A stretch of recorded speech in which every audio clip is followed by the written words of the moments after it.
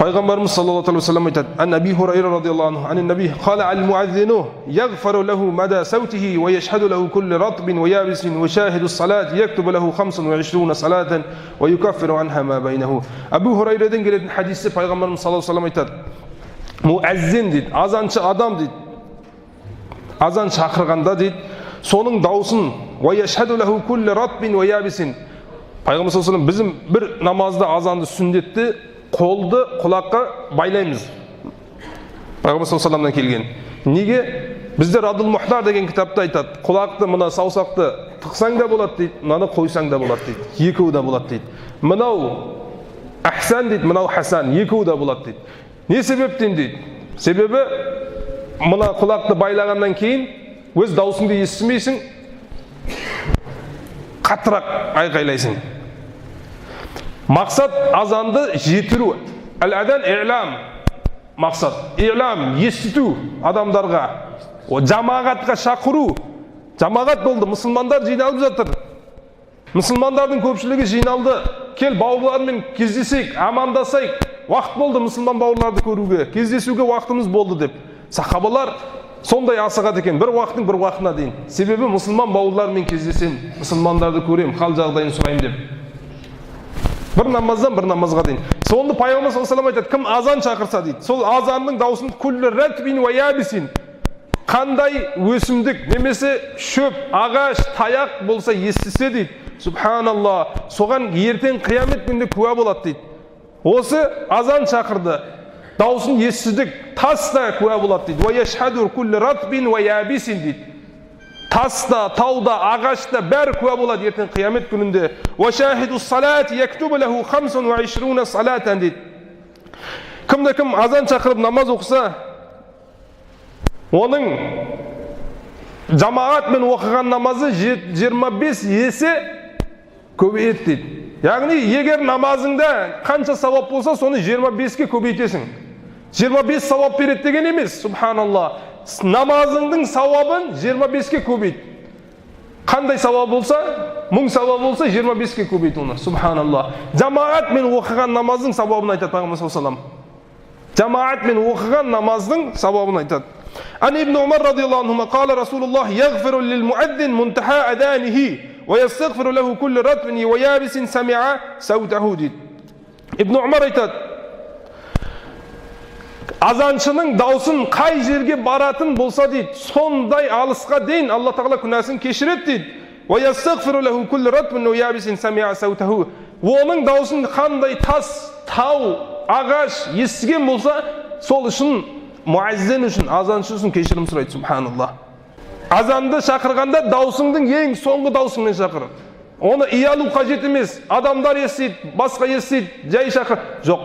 Фарфа саутака бин нида дейді. Даусыңды ең соңғы дауысқа дейін алып бар дейді. Ода не пайда бар?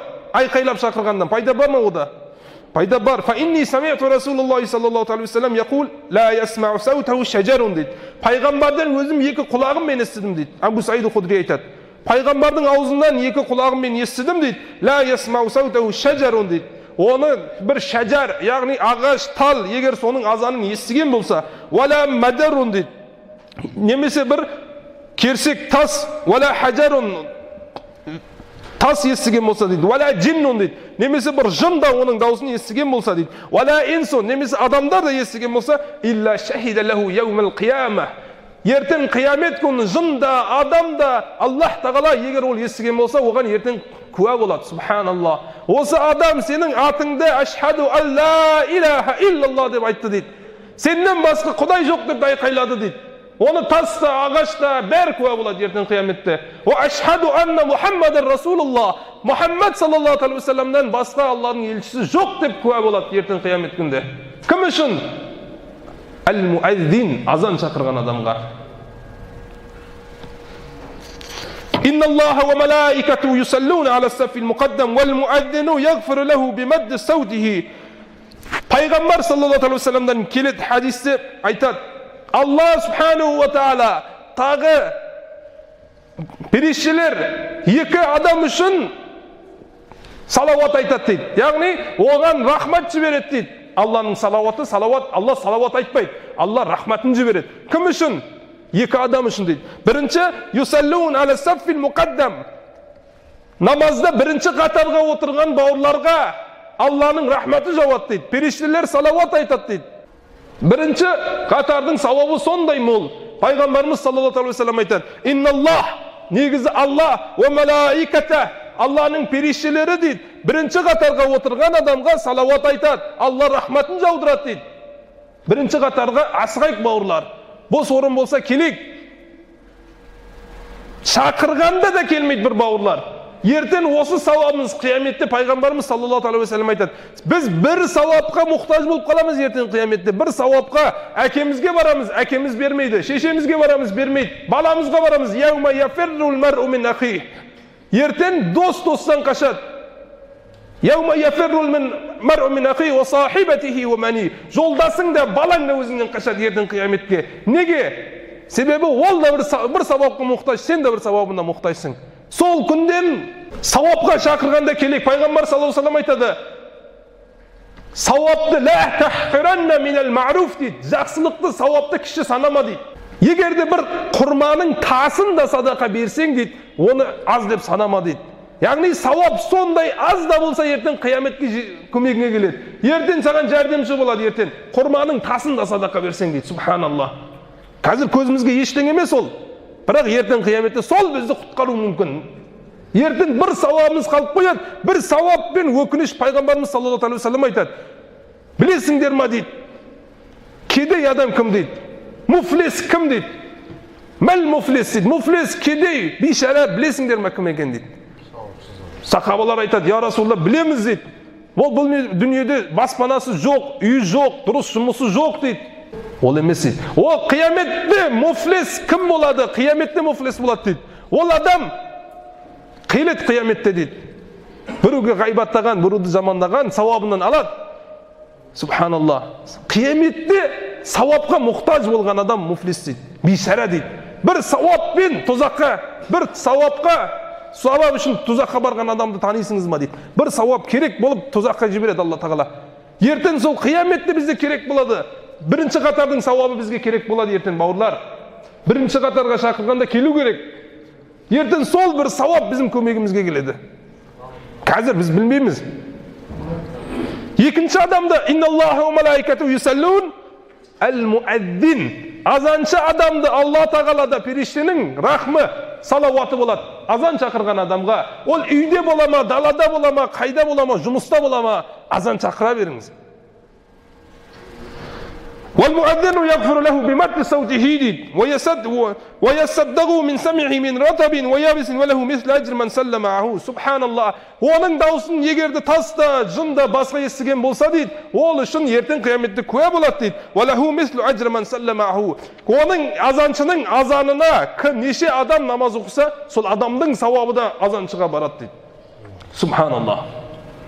Сол азан шақырған адамның азанымен қанша адам намаз оқыса да сол азаншыға сауабы барады дейді. Субханаллах. Бауырлар, азан деген бір өте bizim ислам дінінде бірінші исламда болған азан. Басқа діндерде азан деген зат болмаған. Ең бірінші бізде пайда болған. Алла тағала біздерге сыйлық қылып берген азанды. Соны әрбір мұсылман азан шақырып үйрену керек. Ан Муавия радиаллаху таала анху сами'ту Расулуллах яқул ал-муаддинун атуалу нас анақа яумал қияма дейді. Пайғамбарымыз саллаллаху алейхи ва саллям естідім дейді. Муавия радиаллаху таала ан қиямет күнінде дейді, ең бастары жоғары болатын адамдар Алланың қауіпті күнде, қиямет күнде вала хамсан вала хашията дейді. Алладан қорққандан дейді, бір дыбыс та болмайды дейді. Адамдар халайық не істейді? Алладан қорққандан басы төмен болады дейді. Кімнің басы жоғары болады? Яумал қиямада. Аънақа яумал қияма. Қияметтің қорқынышты күнде, қауіпті күнде тек қана азаншы адамдардың басы жоғары болады дейді. Аънақ ал-муаддинун атуалан. Ең мойындар ұзын болатын, бастары жоғары болатын адамдар азаншыдар бауырлар. Қиямет сондай қорқынышты, сондай қауіпті. Пайғамбарлардың өзі шипатшы іздейді. Пайғамбар Адам алейхиссалам, Нух алейхиссалам, Муса, Ибрахим, Иса алейхиссалату вассалам Олар да шифаатчы іздейді. Bizim пайғамбарымыз саллаллаху алейхи вассаламды шифаатчы қылады оларда. Сондай күнде не істейді? Әл-муаззинун атвалун нас анақа яумил қияма. Азаншы адамдар мойны басы жоғар болады. Алладан үмітті болады олар. Себебі азан шақырған үшін. Ибн Умар радиаллаху таала анху айтады, аннан наби пайғамбардан естідім, "Ман аззана иснатай ашарата санатан" дейді. Кімді кім 12 жыл Алла үшін азан шақырған болса, ваджабат лахул джанна, ол үшін жаннат ваджиб болады дейді. Ва кутиба лаху фи кулли марратин би таъзинихи 60 хасанатан ва иқаматихи 30 хасанатан.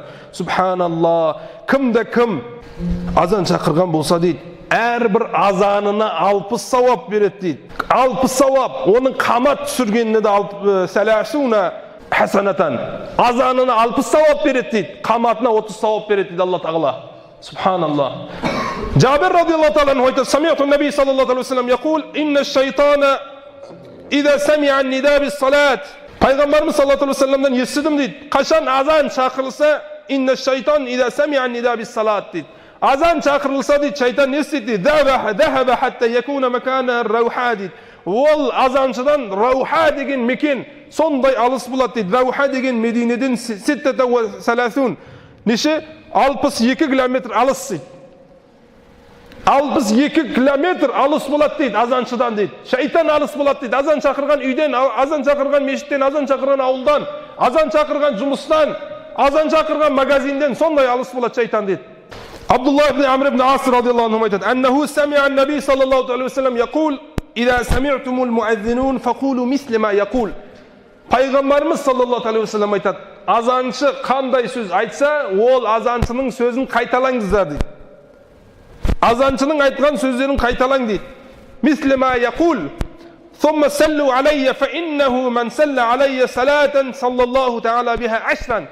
Ол азанды қайталағаннан кейін маған салауат жіберің дейді. Кім маған бір салауат айтса, Аллах Тағала оған 10 салауат айтады дейді. "Thumma sallallahu liyal wasila." Одан кейін маған василені сұраң дейді. Василе деген не дейді? فَإِنَّهَا مَنْزِلَةٌ فِي الْجَنَّةِ لَا تَبْتَغِي إِلَّا لِعَبْدٍ مِنْ عِبَادِ اللَّهِ. Ол жәннатта бір дәреже, бір орын дейді. Василе деген.